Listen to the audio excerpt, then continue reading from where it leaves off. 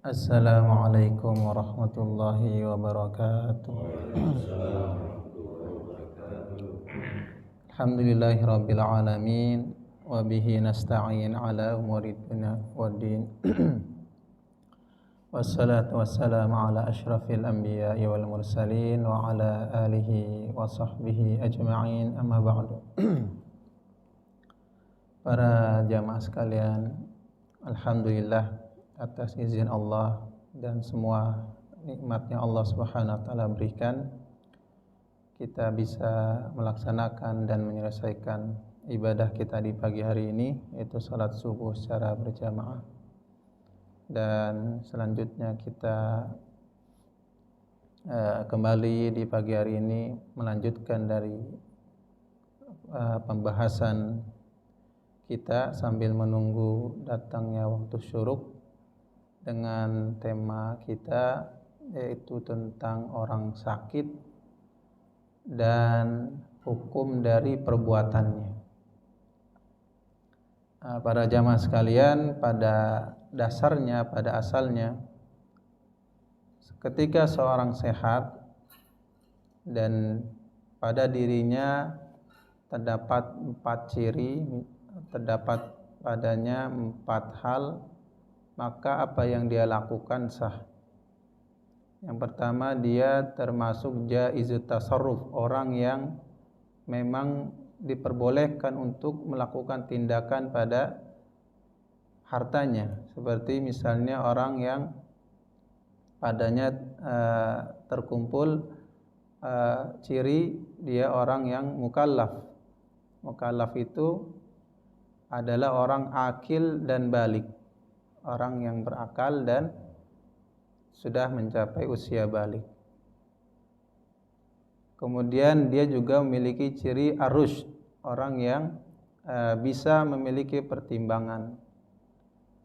Ketika 3 hal ini ada pada diri seorang dalam sehatnya, di waktu sehatnya, maka apa yang dia lakukan sah.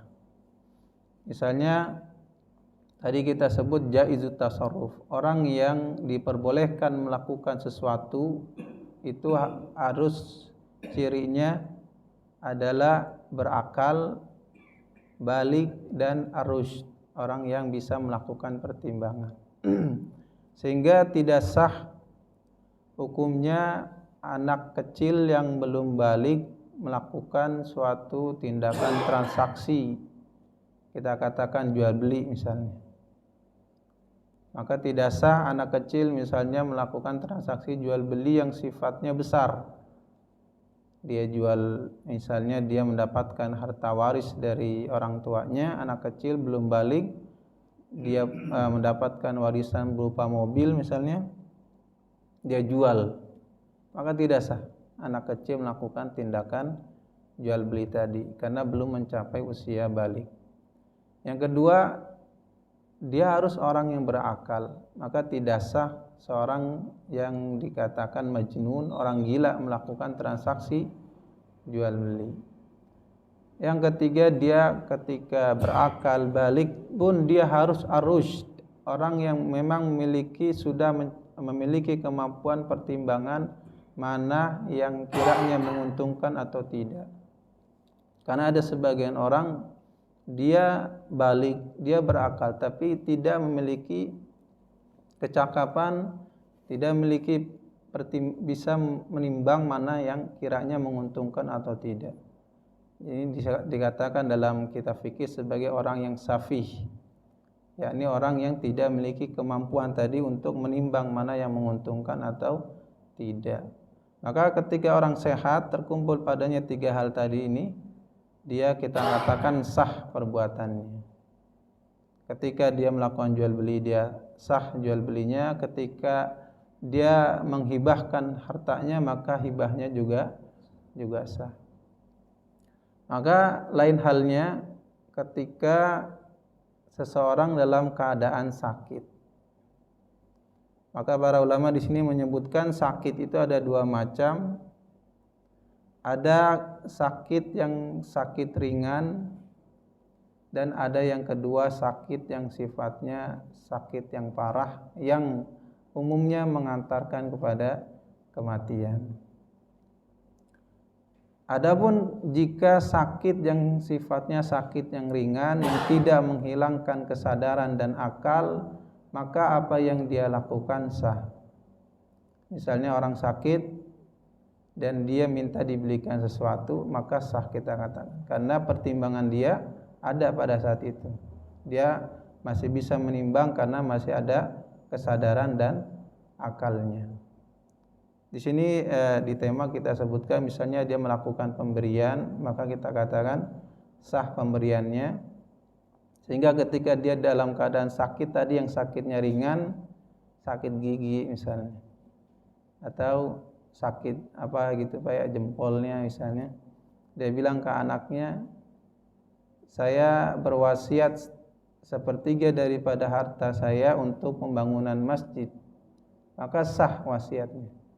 Kenapa tadi? Karena dalam keadaan masih sadar dan akalnya juga sempurna.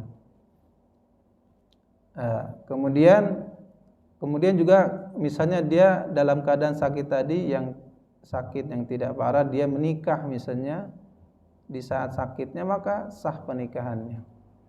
Begitu juga ketika dia di tengah sakit seperti tadi yang sakitnya ringan, dia menceraikan istrinya, maka kita katakan cerainya pun jatuh kepada istrinya. Sehingga kita katakan sakit yang sifatnya ringan yang tidak menghilangkan kesadaran dan akal, maka apa yang dia lakukan itu hukumnya sah. Kita masuk kepada hukum yang kedua, keadaan yang kedua dari orang yang sakit, yang dimana sakitnya ini parah. Sakit yang dikatakan divonis oleh dokter ini sakit yang parah yang mungkin umumnya bisa mengantarkan kepada kematian. Maka bagaimana hukumnya ketika orang dalam sakit seperti itu, dia berucap kepada ahli warisnya, itu rumah yang di sana buat kamu misalnya. Atau di tengah sakit yang parah seperti itu dia menikah. Bagaimana hukumnya? Karena ketika dia menikah dalam kondisi sakit parah, seolah-olah dia mendatangkan orang baru untuk bisa mendapatkan waris. Karena kita katakan kemarin di antara sebab orang bisa mendapatkan waris adalah adanya pernikahan. Dan sebatas terjadinya akad itu sudah menjadikan kedua orang tadi, yaitu istri dan suami, bisa untuk saling memberikan waris. Sebatas terjadinya akad, meskipun tidak sampai kepada kita katakan dukhul, yaitu hubungan badan. Kemudian juga bagaimana dengan ketika kondisi dia sakit parah, dia menceraikan istrinya. Menceraikan istrinya dengan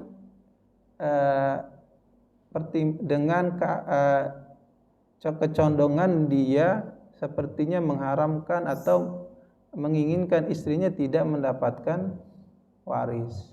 Inilah yang dibahas oleh para ulama, tindakan-tindakan orang yang sakit yang parah, apakah yang dia lakukan itu sah atau tidak. Tasarrufatul marid nau'ani, disebutkan bahwasanya tindakan orang yang sakit yang tadi kita sebutkan ada dua keadaan. Yang pertama ada tasarrufuhu bitabarru'in. Ada yang sifatnya tindakan dia adalah yang sifatnya sukarela, pemberian yang tidak ada padanya mencari keuntungan.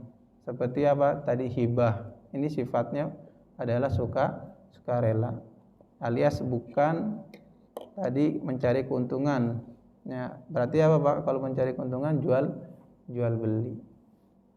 Yang kedua, tasarrufuhu bima laisa bitabarru. Yang pertama tadi tindakan dia yang sifatnya apa? Sukarela. Pemberian dia yang sifatnya sukarela, bukan mengharapkan adanya timbal balik. Seperti tadi misalnya hibah, pemberian, ya Pak. Kemudian dan lain sebagainya, misalnya wasiat, itu juga termasuk sifatnya tabarru, sukarela. Yang kedua ada yang sifatnya laisa bitabarru, sifatnya bukan mencari sifatnya bukan sukarela tapi mencari keuntungan. Tindakan dia yang sifatnya mencari keuntungan, jual beli ya di kondisi sakitnya. Amma ma yata'allaqu bi tasarrufihi bi ghairi tabarruk. Adapun tindakan dia yang sifatnya berkaitan dengan sesuatu yang bukan sukarela.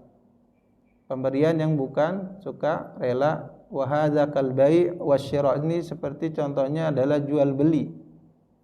Wa aqdus syarikah, dan akad syarikah, kerjasama dalam permodalan jual beli Pak ya. Wa ta'jir, kemudian sewa menyewa. Jadi yang sifatnya adalah mendatangkan keuntungan. Maka hukmuha annaha tasarrufatun sahihatun halal marad. Jadi yang tadi kita katakan apa Pak?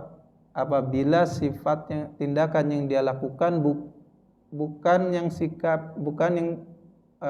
sukarela. Jadi mencari keuntungan, jual beli ya, atau dia melakukan sewa menyewa dan lain sebagainya, maka disebutkan ini hukumnya sah. Jadi selama dengan kaitannya adalah madama ya aqluhu baqiyan, selama akalnya masih ada.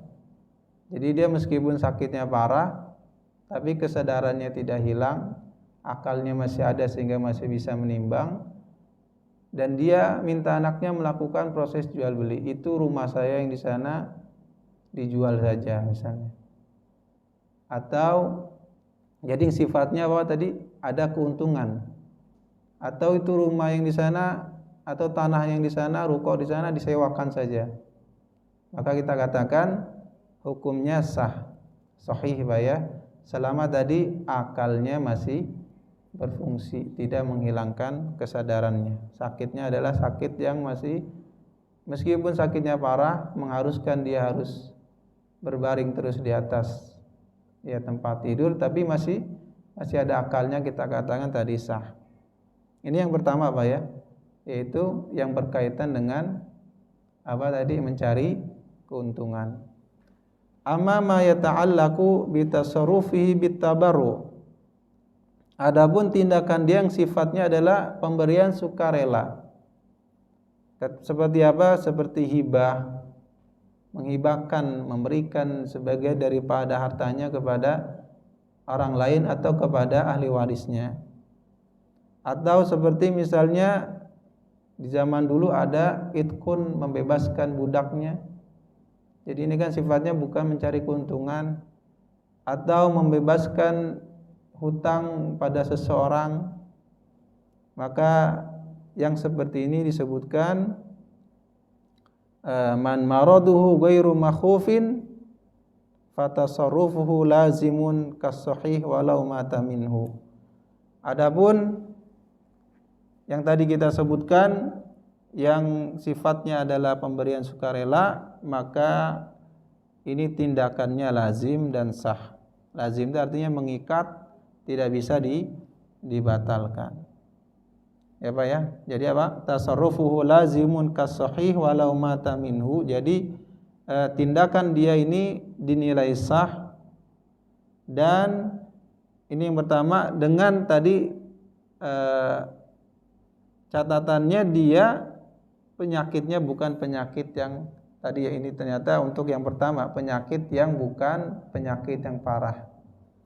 Jadi jika penyakitnya bukan penyakit yang parah, kemudian tindakan dia adalah tindakan yang sifatnya sukarela, maka kita katakan seperti tadi hibah atau membebaskan hutangnya, hutang orang lain pada dirinya, maka kita katakan ini adalah sah dan lazim, artinya sifatnya mengikat walau mata minhu, meskipun setelah itu dia meninggal misalnya.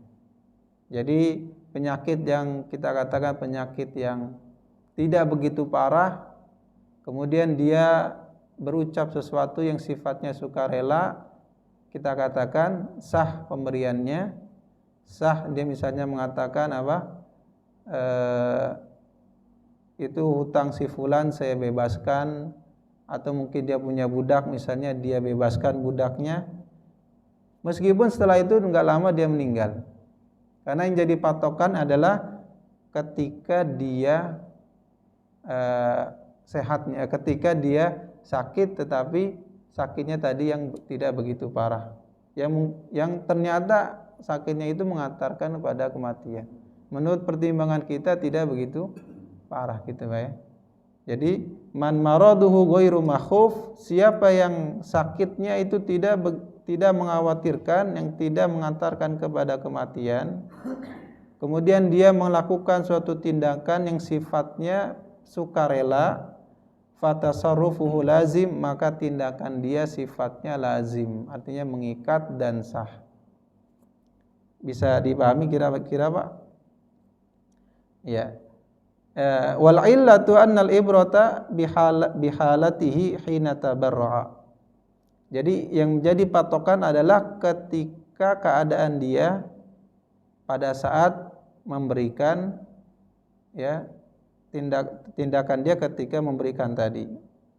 Wa qad kana hinaha maradu ghairu makhuf wa huwa fi hukmi as-sahih, yaitu ketika sakitnya bukan sakit yang parah, maka kita katakan pemberiannya itu adalah sah.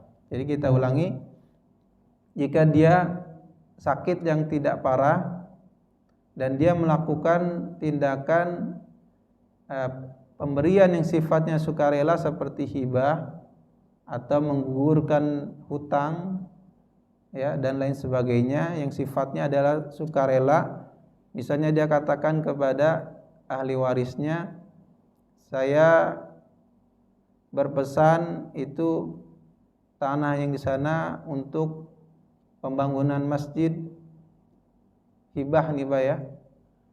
Saya hibahkan, maksudnya dia dengan lafaz ucapan saya hibahkan tanah yang di sana untuk DKM masjid dibangun di situ untuk perluasan masjid misalnya, maka kita katakan adalah sah selama sakitnya bukan sakit yang parah.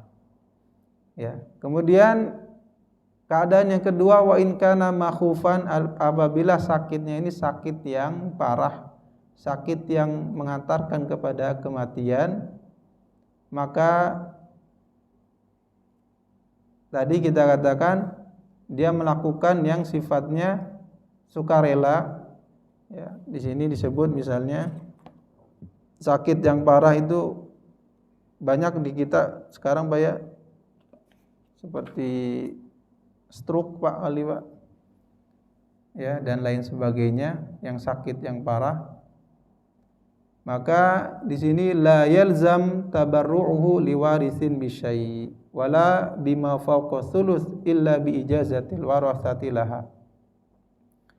Ya, ketika seseorang divonis dengan penyakit yang parah, kemudian dia berpesan kepada ahli warisnya, si rumah ini buat kamu, sakitnya parah nih Pak ya, sakit yang mengantarkan kepada kematian, dan dia berucap, ini sering kita dengarkan sebagian masyarakat mengatakan itu orang tua saya ketika dia sakit sebelum meninggal dia mengatakan itu rumah ini sana buat saya, misalnya adik saya atau kakak saya gitu.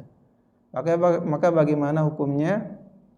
Jika penyakitnya adalah parah, maka la yalzam tabarru'uhu liwarithin bisyai, maka apa yang dia ucapkan itu tidak sah. Ya Pak, maka tidak sah atau alias tidak lazim, tidak mengikat, kecuali dengan adanya ahli waris membolehkan hal tersebut.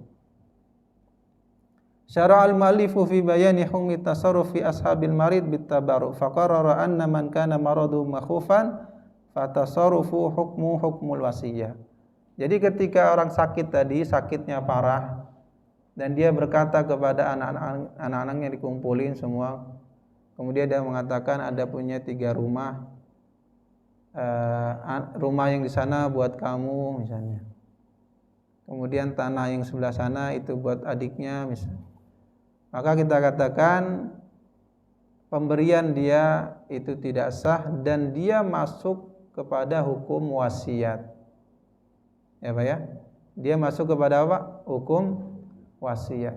Jadi orang yang sakit parah berbaring di atas tempat tidur dan vonis dokter mengatakan dia sudah tidak lama atau kita katakan sakitnya tidak mungkin ada kesembuhan, kemudian dia bagi-bagi ya, menyebutkan hibah kepada anak-anaknya, pemberian Pak ya, kita katakan ini tidak sah dan apa yang dia ucapkan adalah masuk kepada hukum wasiat.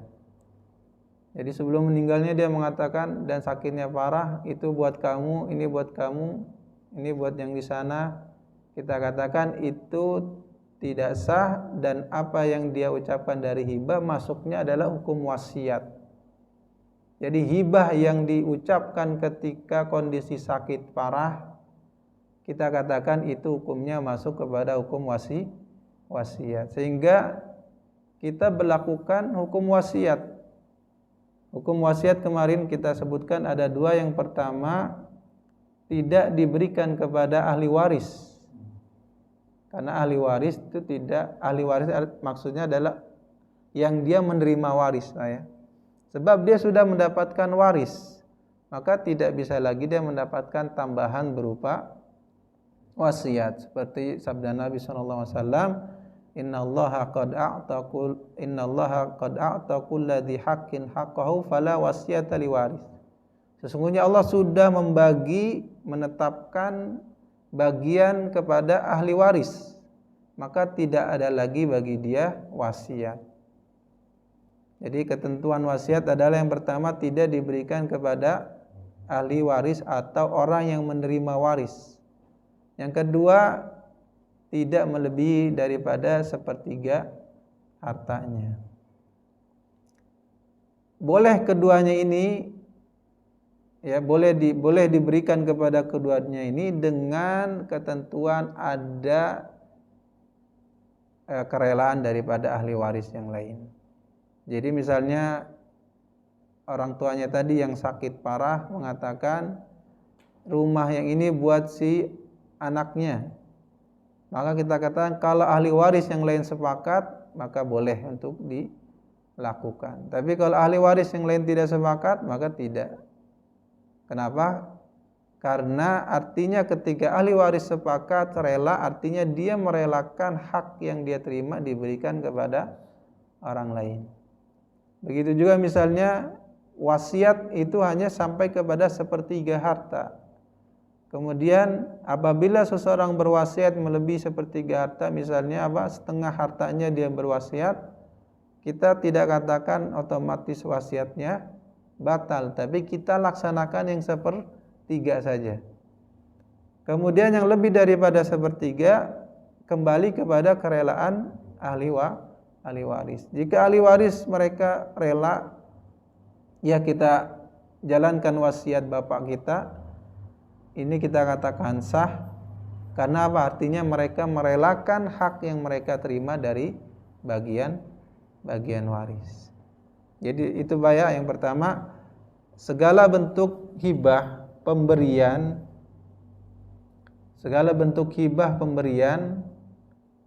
yang dilakukan di tengah sakit yang parah, yang umumnya kita katakan mengantarkan kepada kematiannya, kita katakan hibahnya ini tidak sah dan dia masuk kepada hukum wasiat. Ya, anna hadhil atiyah fi hukmil wasiyah. Bahwasanya pemberian yang dia lakukan ini masuk kepada hukum wasiat. Sedangkan wasiat itu apa? La wasiyata liwaris. Yang pertama tidak boleh diberikan kepada orang yang sudah menerima waris. Yang kedua, la yalzam tabarru'uhu bima fawqa thuluts walau li ajnabiyyin. Yang kedua, tidak sah ya, tidak lazim pemberian dia jika melebihi sepertiga. Misalnya dia mengatakan saya berikan tanah di tengah kondisi yang dia sakit parah, kemudian mengatakan tanah yang di sana itu untuk si fulan misalnya, atau kita katakan sebut langsung untuk pembangunan masjid, yang ternyata setelah kita hitung, kita gabungkan semua, ternyata tanah itu melebihi dari sepertiga hartanya, maka kita katakan di tengah kondisi sakit tadi tidak boleh dijalankan kecuali hanya sepertiga dari hartanya. Kenapa tadi kita katakan ya, pemberian dia di tengah kondisi sakit adalah kita hukumi sebagai hukum wasiat. Seperti itu Pak. Jadi yang pertama adalah kita katakan jika kondisi sakitnya parah, mengharuskan atau yang sifatnya umumnya mengantarkan kepada kematian, maka ketika dia berucap memberikan sesuatu, apabila pemberiannya itu kepada ahli warisnya, kita katakan tidak sah kecuali ada kerelaan dari ahli waris yang lain. Yang kedua, apabila dia memberikan hartanya ya baik kepada ahli waris tadi tidak boleh, kepada orang lain kita katakan bisa dilaksanakan jika tidak melebihi sepertiga. Karena tadi hukumnya adalah hukum wasiat. Sedangkan yang mungkin saya ulangi terus mungkin, bahwasanya wasiat itu ketentuannya tidak kepada ahli waris, yang kedua tidak melebihi daripada sepertiga hartanya. Ya, fanaqul ridha al-warith la yakhlu min halataini. An yakuna ba'da mauti muwarithihim falahum dzalik, an yakuna ridahum qabla mauti muwarithihim al-mutabarri fala yanfa. Apabila ahli waris ridho ya, rela untuk menjalankan yang tadi kita sebutkan, yang pertama dia memberikan kepada ahli waris yang lain wasiat atau pemberian, maka kita katakan jika ridhonya itu, kita lihat jika ridhonya setelah orang tadi meninggal, maka sah ya keridhaan mereka, artinya bisa dijalankan. Jadi misalnya tadi orang tadi si Ahmad, kita katakan dia sakit parah dan dia berucap memberikan sebuah rumah kepada salah satu anaknya, dan anak-anak yang lain ridho, rela. Kita katakan jika ridhonya mereka itu setelah meninggalnya orang tadi si Ahmad, maka bisa kita terima keridhaan tersebut. Karena artinya apa? Mereka merelakan daripada hak mereka dari waris diberikan kepada orang lain. Yang kedua, kalau ridhonya itu sebelum meninggalnya orang tuanya, ya si Ahmad tadi kita sebut misalnya, fala yanfa, maka tidak diterima keridhaannya, kerelaannya. Kenapa? Wala tasihul ijazatu qabla laut, karena hukum wasiat bisa dijalankan setelah meninggalnya orang yang tadi memberikan berpesan wasiat. Kira-kira dipahami Bapak? Wal illatu annahum asqatu haqqahum fi ma lam yamlikuhu. Kenapa tidak diterima ridhonya mereka? Karena mereka menggugurkan hak yang mereka belum miliki. Ya, dan itu tidak sah. Jadi kita lihat ketika mereka rela ridho setelah meninggalnya tadi ya orang tua tadi, maka kita terima kerelaan mereka, keridhaan mereka. Yang kedua, jika rela atau ridho mereka sebelum orang tuanya meninggal, maka kita katakan tidak sah. Kenapa? Karena mereka menggugurkan hak yang belum mereka miliki atau belum mereka terima. Iya, jadi kita simpulkan pemberian atau sifatnya sesuatu yang sifatnya sukarela seperti pemberian tadi, jika dilakukan di tengah kondisi sakit yang tidak parah, maka hukumnya sah. Yang kedua, jika pemberian yang dilakukan di tengah kondisi yang sakit parah yang mengharuskan umumnya dia kepada kematian, maka kita katakan pemberian dia itu masuk kepada hukum wasiat. Itu si anaknya yang nomor 3 masih kecil, saya kasih itu rumah yang sebelah sana. Kita katakan tidak berlaku apa yang dia ucapkan, karena itu masuknya adalah wasiat. Sehingga ketika dia masuknya adalah wasiat, berarti berlaku ketentuan tentang hukum wasiat. Kemudian kita masuk misalnya di tengah kondisi sakit yang parah tadi, dia menikah, Pak. Di tengah kondisi sakit tadi dia menikah. Mungkin dengan alasan biar si perempuan tadi mendapatkan hak waris dari hartanya. Maka di sini ternyata para ulama berbeda pendapat. Jumhurul ulama, kebanyakan daripada para ulama, jumhur mengatakan sah pernikahan mereka. Jadi di tengah orang yang sakit parah, kemudian dia ingin menikah, misalnya kondisinya dia tidak ada yang mengurus, tapi kondisinya parah, maka para ulama jumhur mengatakan pernikahannya adalah sah. Sedangkan pendapat lain yang diwakili oleh mazhab Malikiyah mengatakan ini tidak sah. Kenapa? Karena ini pernikahan mereka di tengah kondisi sakit, ini ada indikasi seolah-olah memasukkan orang lain menjadi ahli waris, sebagai penerima waris. Kenapa enggak dari dulu misalnya nikahnya gitu? Kenapa pas sakitnya lagi parah gini malah nikah misalnya gitu kan? Alasan daripada ahli waris. Tapi kita katakan jumhur ulama, kebanyakan daripada jumhur ulama mengatakan bahwasanya hukum pernikahannya adalah pernikahan yang sah. Apalagi yang jika memang dibutuhkan, dia tidak ada yang mengurus, artinya kondisinya dia pada saat itu mungkin sudah tidak memiliki istri dan dia ingin ada orang yang mengurusinya, maka kita katakan tadi dengan pendapat jumhur ulama adalah pernikahan yang sah.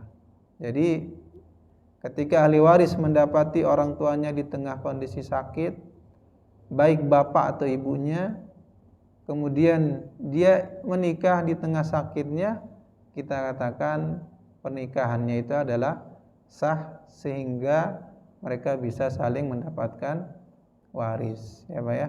Meskipun misalnya kita katakan setelah mereka menikah ternyata usianya tidak lama pernikahannya.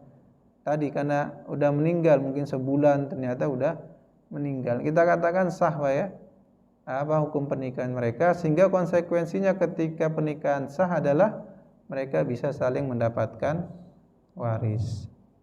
Kemudian yang ketiga, di tengah kondisi sakit yang parah dia menceraikan istrinya dengan maksud atau tuduhan kita dapati misalnya dia seolah-olah ingin menghalangi istrinya tersebut mendapatkan waris.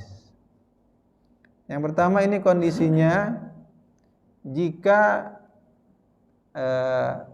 cerai yang dilakukan ini adalah baru cerai yang pertama, maka ini disebut dengan talak raj'i, talak perceraian yang masih memungkinkan untuk rujuk, ya, kembali. Kita katakan ini berlaku hukum selama dia masih dalam keadaan masa iddah, kemudian meninggal, maka bisa mendapatkan waris, ya Pak ya. Tapi yang kedua, jika talaknya ini talak bain, talak yang ketiga, perceraian yang ketiga yang tidak lagi bisa untuk rujuk, maka kita katakan ini sah Pak ya. Jadi talaknya talak yang ketiga. Jadi talak yang ketiga kemudian dia mentalak yang ketiga. Talak yang ketiga ini talak bain. Adapun jika bukan yang talak bain, jadi dia mentalak istrinya supaya tidak mendapatkan waris yang dia miliki, harta yang dia miliki, para ulama berbeda pendapat. Dari mazhab Syafi'i mengatakan tidak mendapatkan waris secara mutlak. Jadi dalam mazhab Syafi'i di sini agak kita katakan agak keras, Pak ya. Seperti dalam masalah orang yang terhalang dari mendapatkan waris adalah orang yang membunuh. Dalam mazhab Syafi'i semua bentuk pembunuhan itu menghalangi dari mendapatkan waris. Sedangkan mazhab lain dirinci. Jika pembunuhan itu adalah pembunuhan yang tidak karena ada unsur permusuhan, maka masih memungkinkan mendapatkan waris. Tapi kalau dalam mazhab Syafi'i agak keras, agar mungkin salah satunya adalah agar tidak ada nanti di akhirnya alasan orang mengatakan saya tidak membunuh karena sengaja gitu. Jadi dalam hal ini juga mazhab Syafi'i agak ketat ya. Beliau mengatakan bahwasanya perceraian talak yang dilakukan meskipun di tengah kondisi sakit parah itu sah, sehingga istri yang ditalak tadi tidak lagi bisa mendapatkan waris. Kalau mazhab lain selain mazhab Syafi'i masih memungkinkan mendapatkan waris. Kenapa? Sebagai bentuk ya membatalkan dari niat yang dia lakukan. Niat dia adalah ingin supaya istrinya tidak mendapatkan waris. Maka kata para ulama, kita lakukan kebalikan daripada niat dia, yaitu meskipun jatuh talak tapi dia tetap mendapatkan waris. Maka di sini meskipun ya jumhur ulama mereka mengatakan mendapatkan waris, tapi ada masing-masing berbeda waktunya. Yang pertama dari madhab Imam Ahmad, mereka mengatakan masih dapat waris selama dalam masa iddah. Selama masih dalam masa iddah. Masa iddahnya berapa, Pak? Masa iddah dari talak yaitu 3 kali haid, Pak ya. 3 kali haid. Kemudian kalau dalam madhab Hanafi ya, dia boleh menikah. Saya ulang lagi, tadi madhab Hanafi dia bisa mendapatkan waris selama masih dalam masa iddah. Sedangkan dalam madhab Hambali dia bisa mendapatkan waris selama belum menikah. Ya, jadi ini si orang tadi yang sakit parah menceraikan istrinya supaya tidak mendapatkan waris. Kita katakan mazhab Syafi'i adalah wanita tadi tidak mendapatkan waris, jatuh talaknya. Yang kedua, bagi jumhur itu masih dapat waris, tapi waktunya beda-beda. Kalau dalam madhab Hanafi masih boleh dapat waris selama masih dalam masa iddah. Kalau dalam madhab Hambali masih bisa dapat waris selama dia tidak menikah atau belum menikah dengan orang lain, laki-laki lain. Yang agak kita katakan lagi yang agak longgar adalah madhab Maliki.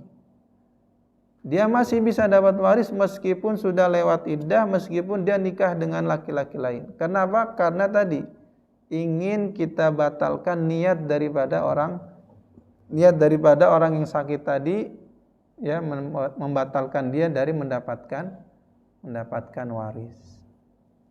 Sehingga dari hal ini kita katakan wallahu alam, kita lihat ya tadi kalau kita mengikuti mazhab Syafi'i, ya kita katakan wanita tadi yang diceraikan tidak dapat waris karena talaknya membuat dia tidak mendapatkan waris.